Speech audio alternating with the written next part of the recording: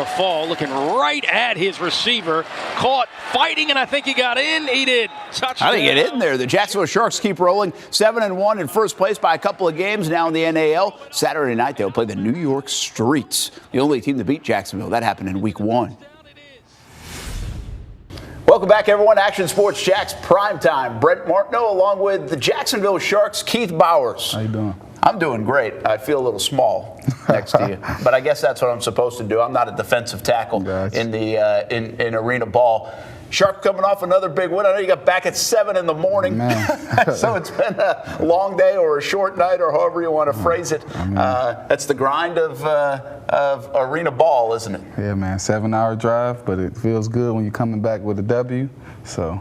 And you've been able to get some wins at home and on the road, 7-1. Tell us a little bit about this football team. What's making you so good to start the year? I mean, it's been a good journey so far. I mean, I think we have a lot of good camaraderie, good team chemistry. I think we all like to play for each other, and that really helps. It shows and it translates on the field. So it's been great thus far. You were up in Carolina, and that's a team that won the championship last year. So to be able to sweep them, a little bit of a statement to the rest of the league? I mean, we just wanted to go out and, play our game, man. We wanted to clinch the playoffs, and we wanted to, make a big statement when we went out there, and that's what we were able to do, play a good defensive and offensive ball game, and we're happy with what happened. So. Keith Bowers with us from the Jacksonville Sharks, plays defensive tackle for the Sharks.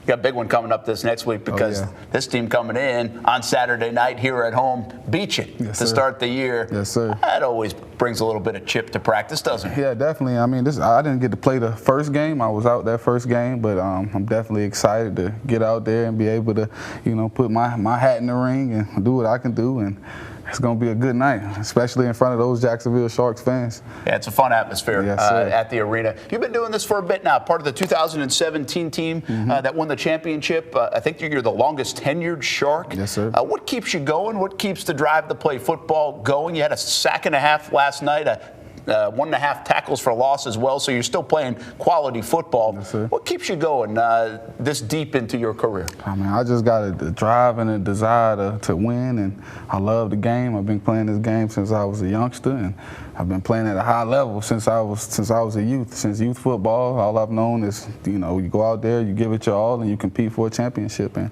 that's something that this organization has always strived to do, and it's something that I can attach myself to. That's what the fans love. We got some of the best fans in all of arena ball, and we know that.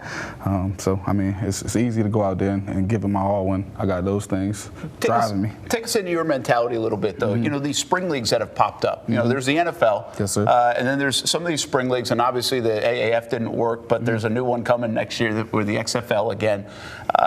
But is this your football career, or are there still dreams and aspirations of maybe sliding into maybe one of those spring leagues and potentially into the NFL? I mean, potentially into the NFL, that would be great to have that opportunity, But when I was a young boy coming into the game, I had a guy who went to the NFL, and he told me the best thing for you to do is just continue to ball, continue to display what you can do on the field, and when you get your opportunity, just make the most of it.